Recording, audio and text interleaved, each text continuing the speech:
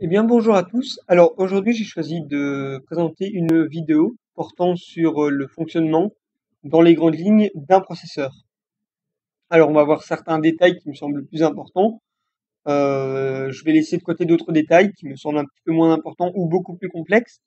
Le but étant que tout le monde puisse comprendre à peu près comment ça fonctionne, mais le but n'est pas d'être capable de recréer demain un processeur à la maison, ce qui de toute façon est à peu près infaisable. Voilà. Donc tout d'abord, dans la famille des processeurs, donc déjà, ce qu'est le processeur, bien, c'est tout simplement l'élément central de l'ordinateur. Je le verrai dans la dia juste après. En gros, c'est l'élément principal d'un ordinateur. Il ne peut pas fonctionner sans. Alors, je dis d'un ordinateur, mais en fait, des processeurs, vous en retrouvez partout. Donc, que ce soit dans votre ordinateur, dans votre smartphone, tablette, dans votre monde connecté aussi. Un petit peu tout ce qui est connecté ou qui a besoin d'effectuer des opérations utilise un microprocesseur. Dans le domaine du PC, on remarque deux marques qui dominent le marché. C'est d'ailleurs à peu près les seules marques qui existent. Enfin, non, maintenant, Apple vient de lancer sa puce personnelle. Mais sinon, jusque maintenant, on avait la marque Intel, donc représentée ici sur l'image. Et la marque AMD avec ici son best-seller, le dernier modèle Ryzen. Voilà. Donc, niveau de la table des matières, on va commencer par voir le rôle du processeur. Tout d'abord en texte et ensuite en schéma. On va également voir le fonctionnement un petit peu logique et physique avec aussi des schémas. Et enfin, on va voir le rôle des cœurs et des threads dans un microprocesseur. Alors, vous remarquez que dans la table des matières, j'ai noté CPU, processeur, microprocesseur. Ça désigne la même pièce. Alors, donc, quel est le rôle du processeur? Donc, je l'ai dit, le processeur est appelé CPU notamment. Et le rôle principal d'un processeur, c'est d'effectuer des instructions qui sont données par des programmes en binaire. Alors, vous savez qu'un ordinateur ne compte pas comme nous de 0 à 10, mais l'ordinateur calcule uniquement en base binaire, donc avec des 0 et des 1, qui correspondent en fait au fait que la tension soit passe, soit ne passe pas. Donc, il y a par exemple 3 volts qui passent ou 0 volts. Et en fonction, le processeur est capable de savoir si c'est un 0 ou un 1 qu'il doit interpréter.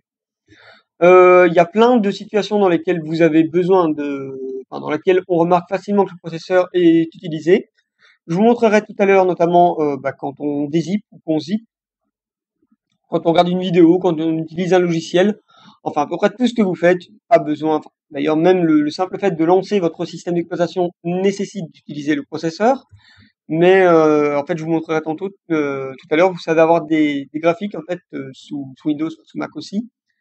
Et ces graphiques vous montrent l'utilisation en temps réel de votre processeur. Et donc on remarque que plus on fait une tâche complexe, donc comme surtout zipper et dézipper, au plus le processeur est sollicité. Donc, pour comprendre le rôle et surtout le fonctionnement d'un processeur, puisque c'est plutôt le but de voir le fonctionnement, eh bien il me semblait important de faire la distinction entre l'homme, le logiciel et les langages de programmation et le processeur. Alors, en fait, qu'est-ce qui fait qu'on a besoin d'ordinateur actuellement? Déjà, on peut plus s'en passer maintenant. Il y a une problématique de l'homme, qui est notamment de gagner du temps, de se simplifier la vie. Pour répondre à cette problématique, on a besoin du processeur. Enfin, on a besoin d'effectuer des calculs qui doivent être effectués par un processeur. Le problème, c'est que, je vous l'ai dit, un processeur calcule uniquement en binaire. Et si vous dites 0 plus 18 à un processeur, il ne comprendra jamais ce que vous lui voulez. Il faut donc arriver à dialoguer dans un langage qu'il comprenne. À l'inverse, vous n'avez pas envie, quand vous dites 4, par exemple, vous n'avez pas envie de dire 1, 0, 0 en binaire. Vous avez envie de dire 4 et c'est tout. Pareil, si vous voulez écrire un texte sur Word, vous n'avez pas non plus envie d'écrire une suite de 0 et de 1 qui serait incompréhensible. Donc, en fait, l'homme a une problématique et recherche la solution. Cette solution, il va la trouver en programmant un logiciel. Donc, les développeurs créent des logiciels pour répondre à toutes sortes de problématiques. Donc, pour lire une vidéo, pour envoyer un mail, pour écrire du texte, un petit peu tout ce que vous voulez. On a sans cesse besoin de logiciels et de programmes, ainsi que de systèmes d'exploitation. Ce logiciel, par lequel vous passez, va être en charge de convertir les données que vous lui entrez. Donc si vous entrez des calculs dans Excel, le logiciel va être chargé de convertir les données brutes, on va dire, donc 1019 € par exemple, il va être chargé de les convertir en binaire. De là, le processeur va effectuer des calculs, on verra comment juste après, et renvoyer le résultat au logiciel. Logiciel qui va renvoyer la solution à l'humain. Donc pour prendre un exemple simple, admettons que je cherche la solution de 18 plus 12. Ma problématique, c'est de trouver la solution. Je vais passer par le logiciel calculatrice. Je vais lui dire 18 plus 12. De là, la calculatrice va me le convertir en binaire.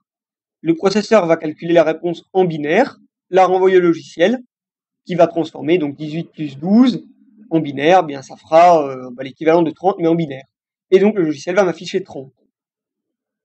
Donc en fait, on effectue les calculs avec le processeur et tout ce qui est logiciel et couches comme tout ce qui est système d'exploitation, ça fait juste le lien pour qu'on dialogue dans un langage compréhensible. Donc le langage C, le langage Java, n'importe quel autre langage, en fait, ils sont là uniquement pour pouvoir effectuer le lien entre l'homme et le processeur pour qu'ils puissent se comprendre l'un l'autre facilement afin de répondre aux problématiques que l'humain a. Alors parfois, le logiciel n'a pas besoin de passer par l'homme. Je pense notamment aux jeux, il y a certains jeux dans lesquels vous avez un certain nombre de points de vie. Le jeu n'a pas besoin de passer par vous pour savoir qu'il vous reste 2000 points de vie, par exemple. Là, dans ce cas-là, c'est le logiciel qui calcule directement, mais vous en revenez à la problématique de savoir combien est-ce que j'ai de points de vie. Mais du coup, le jeu le calcule tout seul, il prend l'initiative de le calculer et vous renvoie la réponse sans que vous lui ayez demandé. Pardon. Voilà. Donc, le fonctionnement en général du CPU. Alors, on va pas entrer dans les détails trop lointains non plus. Donc, il faut savoir bien qu'un ordinateur, en plus du processeur, contient entre autres de la RAM. Vous en avez certainement entendu parler. Donc, la RAM, en fait, c'est un type de mémoire, comme il en existe plusieurs. On va en avoir 3 dans les grosses lignes aujourd'hui. Vous avez le stockage de masse. Donc, c'est tout ce qui est votre disque dur. C'est là-dessus que vous allez stocker vos photos, vos vidéos, vos musiques, vos programmes. L'inconvénient de cette mémoire, c'est qu'elle est très lente. Aujourd'hui, on parle de SSD. Malgré tout, les SSD par rapport aux autres types de mémoire, c'est très très lent. Mais c'est bon marché. Alors, on s'en sert pour stocker tout ce dont on a besoin, mais pas dans l'immédiat. Donc, on va stocker ces photos ou quoi pour les garder dans 1 an, 2 ans, 5 ans. Et elles vont rester là bien tranquillement. Cependant, quand vous exécutez un programme ou un logiciel, ou même votre système d'exploitation, eh bien, il y a des données dont vous avez besoin très souvent. Et ces données vont être mises dans la RAM. Dans le même ordre d'idée, vous exécutez un logiciel. Votre logiciel a besoin on l'a vu, d'effectuer des calculs. Mais votre logiciel ne sait pas lui-même faire ces calculs. Donc, il les envoie au processeur. Le problème, c'est qu'on peut pas tout envoyer au processeur parce que sinon, il va être vite saturé au niveau mémoire. Donc, on utilise un stockage temporaire qu'on appelle la mémoire RAM. Donc, la mémoire RAM, pour faire court, elle stocke les données dont vous avez besoin souvent, dont vous avez besoin dans un avenir très très proche, afin de pouvoir en disposer beaucoup plus rapidement que s'il fallait aller la chercher sur le disque dur. Donc, la RAM stocke aussi les futures opérations à effectuer. Et donc, pour pouvoir effectuer les opérations, une fois que le logiciel a trouvé l'opération qu'il fallait faire, donc si vous dites 12 plus oui à Excel, une fois qu'Excel sait le calcul qu'il doit faire, il le stocke en mémoire vive. Et de là, le processeur va effectuer l'opération le plus vite possible. Là, on est en millisecondes. Vous savez bien que si vous mettez 12 plus 8 sur Excel ou sur la calculatrice, il faut pas 2 minutes pour qu'il fasse l'opération, il le fait dans les quelques millisecondes qui suivent. Mais donc, pour pouvoir faire l'opération comme il faut, il y a 4 étapes. La première étape, c'est le fetch, donc c'est la recherche de l'instruction. Donc, je vous ai expliqué, sans rentrer trop dans les détails, que l'opération que l'on veut faire, elle est stockée en mémoire RAM, donc en mémoire vive, par l'application qui en a besoin. Donc, l'application la met en RAM, et le processeur, tous les X temps, en fait, parcourt la RAM pour voir ce qu'il y a à faire comme calcul, comme instruction. En fait, on appelle ça une instruction. Depuis tout à l'heure, j'utilise le mot calcul, c'est plutôt une instruction. Donc votre logiciel demande une instruction. Il la stocke en RAM et le processeur, via son étape de fetch, il consulte les instructions qu'il y a à faire dans la RAM. Ensuite, il s'occupe de décoder l'instruction. Puisque, alors c'est un petit peu complexe, ça parle de porte logique, j'y reviendrai peut-être une autre fois, mais pas aujourd'hui. En fait, tout comme en maths, en matériel, vous avez plusieurs opérations, donc plus, moins, fois, diviser. Eh bien, en informatique, c'est pareil, sauf qu'on appelle ça des et, des ou, des non, donc enfin, qui peuvent être combinés entre eux pour avoir plusieurs opérations. Et le problème, c'est que votre processeur, il n'est pas comme votre cerveau. Votre cerveau, il peut faire des plus, des fois, des moins. Votre processeur, il peut pas. Enfin, tout votre processeur ne peut pas effectuer toutes les opérations. Et donc, le décodage, ça consiste simplement à regarder donc donc dans l'instruction que votre processeur est allé rechercher. Il va regarder, il va voir, ah bien, tiens, est-ce qu'il fait un et, est-ce qu'il fait un ou, est-ce qu'il fait un non. Donc, c'est un petit peu comme si en maths, on va prendre l'exemple d'une classe en maths. Donc votre professeur cette fois-ci vous donne un calcul constitué d'un plus, d'un fois et d'un moins. Eh bien, il y en a un du groupe qui va décoder quelle opération est un plus, quelle opération est un fois, quelle opération est un moins. Ensuite, on va arriver dans l'étape suivante qui est l'exécution à proprement parler. Et donc, il y a une partie du processeur qui va effectuer le et, une partie le ou et une partie le non. Donc chaque partie du processeur va effectuer un type de calcul bien précis. Sachant qu'il y en a qui sont spécialisés dans le calcul à virgule, d'autres en nombre entier. Enfin voilà. Et ensuite, on passe au write back. Alors, qu'est-ce que c'est? Eh bien, c'est tout simplement, une fois que le processeur a la réponse, il remet la réponse en mémoire vive afin que votre logiciel puisse y accéder. Donc, si on prend un schéma, vous avez donc la RAM. Alors, le processeur lit en RAM l'instruction. Donc, il la recherche, il la décode, et il les envoie alors l'ALU, c'est la partie exécution. Donc c'est ce qui effectue les opérations algébriques pour le processeur. Alors entre-temps, vous voyez qu'il y a des registres. Alors les registres, c'est simple. En fait, c'est tout simplement ce qui va permettre de stocker toujours momentanément le calcul. Puisque même si entre l'instruction et le calcul en soi, il y a un délai qui est vraiment très très très très court, de l'ordre c'est moins de la milliseconde, mais pour un processeur, en fait, c'est long. Et donc, en attendant, ça va rester dans un registre. Donc, dans un registre, en fait, il s'agit d'une mémoire encore plus rapide que la RAM. Voilà, qui va permettre de stocker la mémoire. Donc, si on refait mon parallèle, la recherche d'instructions, donc vous auriez la RAM, ce serait votre professeur de mathématiques, qui vous dirait, voilà, vous m'effectuez 1 plus 1 fois 6 moins 2. Ensuite, il y en a un de la classe qui décode, donc il sait qu'il y a un plus, un fois et un moins. Il envoie le plus à quelqu'un, le fois à quelqu'un, le moins à quelqu'un. Bon, évidemment, là, il y a des règles d'algèbre qui interviennent, mais on va pas s'y intéresser ici. Et il y en a un qui est chargé de prendre la réponse finale et de la rendre au professeur. Oui, les registres stockent ils stockent également les résultats intermédiaires. Donc une fois qu'il y en a un qui a fini, donc une fois qu'il y en a un qui a fait le plus et un qui a fait le moins, il les stocke avant d'avoir toutes les réponses pour pouvoir les recombiner. Voilà. Donc ça, c'est les fameuses portes logiques dont je vous parlais. Donc c'est les portes oui, les portes non, les portes et, les ou exclusifs et les non et. Voilà, bref, ici on ne s'y intéresse pas, ça pourra faire l'objet d'une autre vidéo.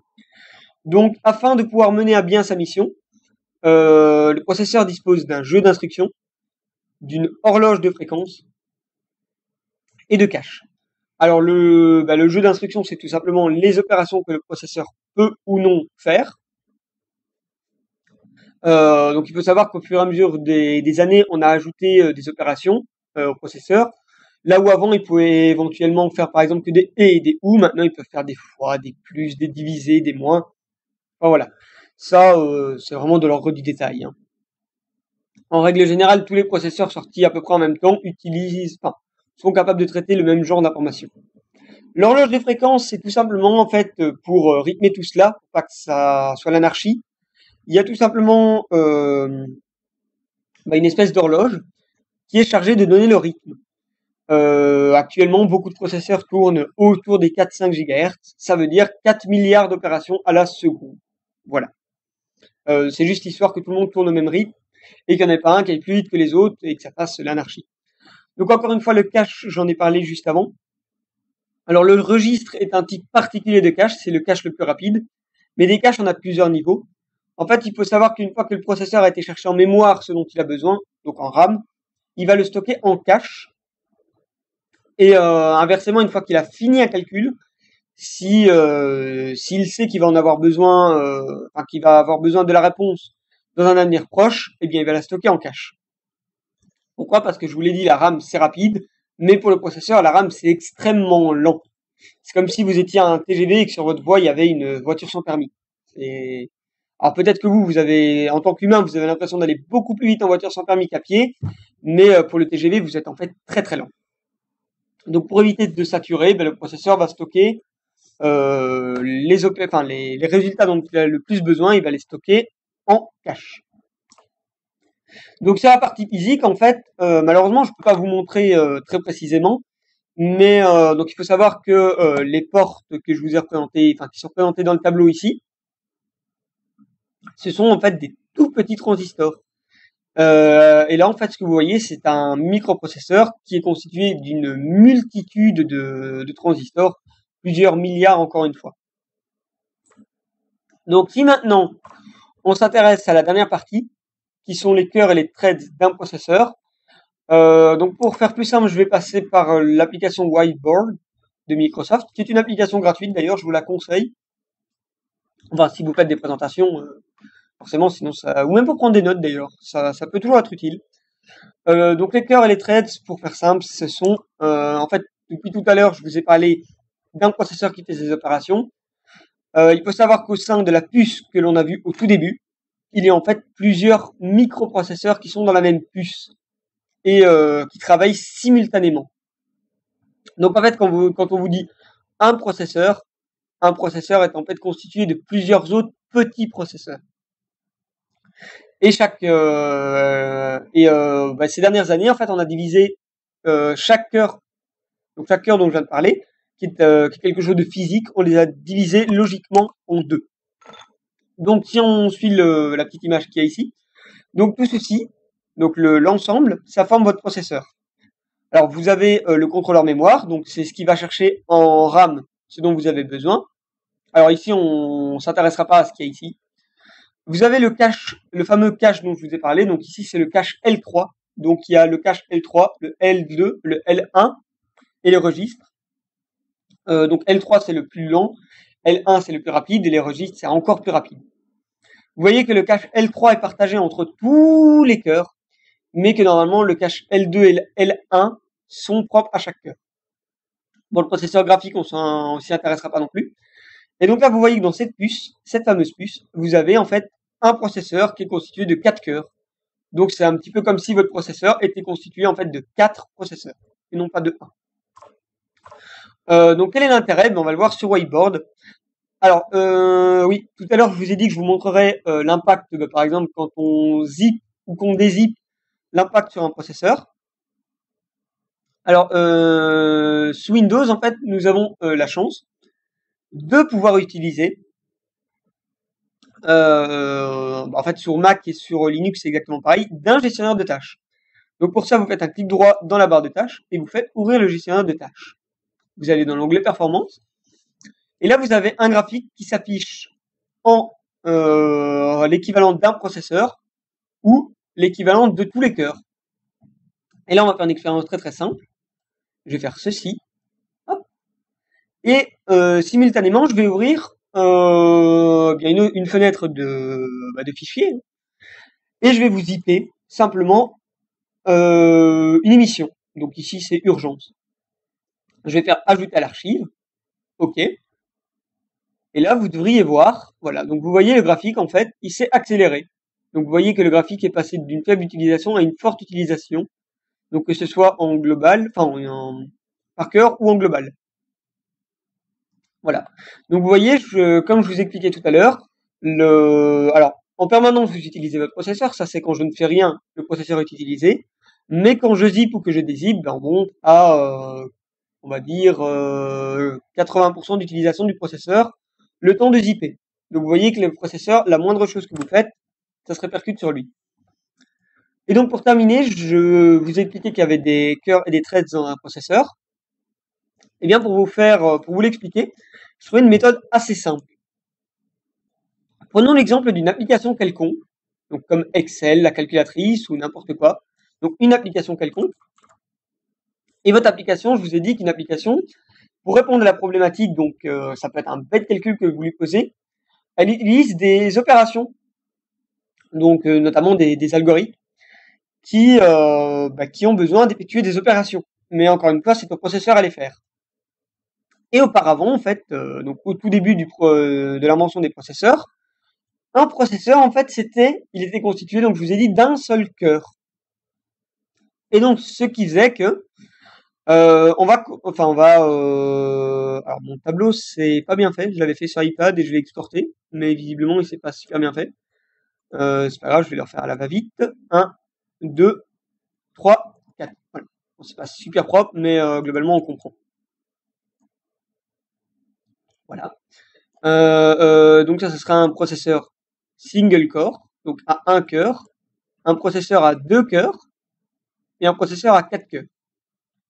Sachant que moi, le graphique que je viens de vous montrer, c'est pour mon processeur à moi, donc qui est un processeur, encore une fois, qui a été divisé en 12 threads, en 12 cœurs, qui sont chacun reséparés en deux threads.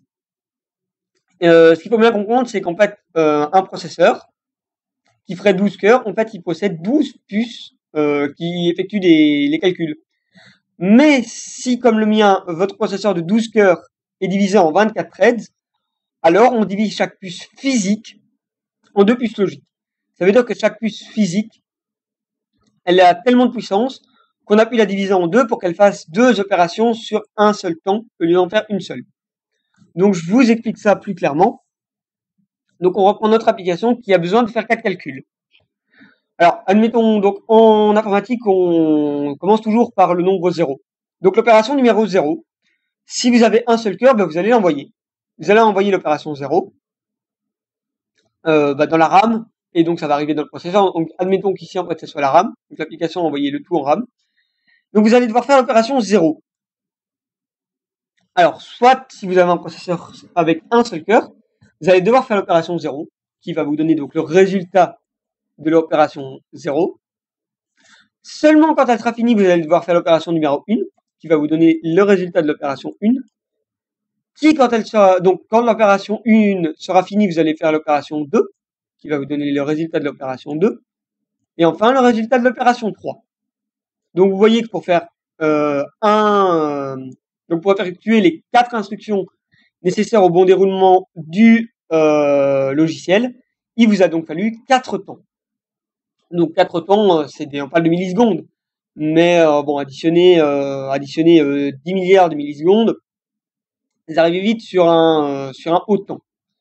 Au début ça allait puisqu'on utilisait des logiciels pas très très puissants, mais bon, au bout d'un moment on s'est dit on aimerait bien aller plus vite quand même, quoi. Et on a donc alors au tout départ on a mis 2 processeurs dans un ordinateur, mais c'était pas économique, pas fiable, pas facile à mettre en place, enfin bref, il y avait trop d'inconvénients. Et c'est là qu'on a inventé les fameux cœurs de processeurs. Et là en fait, quand vous avez l'opération 0, l'opération 1, l'opération 2 et l'opération 3 à faire, l'avantage que vous allez avoir,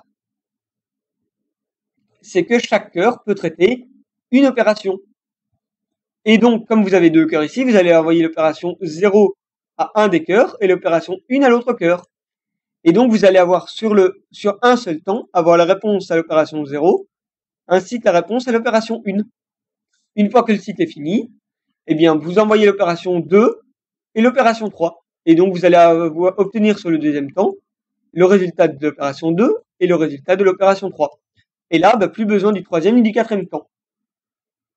Alors ça a bien marché, hein, mais bon, le problème c'est qu'en multipliant le nombre de cœurs, on a besoin d'espaces de plus en plus grands, ou de transistors, ou enfin d'avoir des transistors de plus en plus petits pour en mettre beaucoup sur une puce.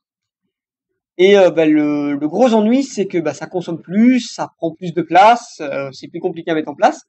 Donc on s'est creusé la tête et on s'est dit, si on divisait notre cœur en deux, c'est-à-dire qu'un cœur est capable de faire tellement d'opérations d'un coup, on s'est dit, on va le diviser en deux. Et en fait, on fait croire à Windows ainsi qu'aux applications qu'à la place d'avoir un cœur, ici, vous en avez, à la place d'avoir deux cœurs, en fait, on fait croire à Windows que vous en avez 4. Vous voyez, on les divise. Et donc, tout simplement, quand vous allez avoir un calcul à faire, vous allez envoyer l'opération 0 à un thread, l'opération 1 à un autre thread, la 2 à l'autre thread et la 3 au dernier thread. Et donc, sur un seul temps, vous allez générer l'opération 0, la 1, la 2 et la 3. Mais j'insiste sur le fait que votre opération en tant que telle, votre thread, en tant que tel, si vous regardez votre processeur au microscope, vous ne le trouverez pas. Il s'agit en fait d'un cœur qu'on a divisé en deux logiquement. Donc en fait, on a fait croire à Windows et au programme qu'il y a deux cœurs et non pas un, ce qui permet de faire plus d'opérations à la fois. Et donc vous voyez qu'au plus on a de cœurs et de threads, au plus on traite d'opérations à la fois. Alors là, ici, j'ai pris 4 opérations. Vous allez me dire, oui, bon, sur 4 opérations, oui, c'est plus rapide, mais bon, c'est pas super flagrant. Il faut savoir que, comme je vous l'ai expliqué, un processeur travaille en gigahertz, c'est-à-dire qu'il effectue plusieurs milliards d'opérations à la seconde. Si on reprend mon graphique, actuellement, mon processeur tourne à 4,4 GHz au maximum. Ça veut dire qu'il est capable d'effectuer 4,4 milliards d'opérations à la seconde. Vous vous doutez bien que au plus on a de cœurs et au plus on fait d'opérations par seconde, que vous en passiez 2,2, 4,4 ou 8,8 à la seconde, ça va pas du tout être le même résultat. Et donc, vous avez intérêt à avoir plus de cœurs. Alors, dans certains cas, il est avantageux d'avoir une plus haute fréquence. Maintenant, je ne vais pas y venir aujourd'hui. Ça fera l'objet d'une prochaine vidéo où j'expliquerai comment choisir un processeur.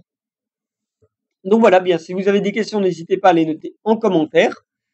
Et bien, si pas, je vais vous laisser ici. Vous souhaitez une bonne vidéo. Et si je pouvais juste vous demander si la vidéo vous a plu, de la liker et de vous abonner, ça serait pas mal. Également. Voilà, donc moi je vais vous laisser ici. Et j'espère avoir été à peu près clair dans ma vidéo. Merci à vous.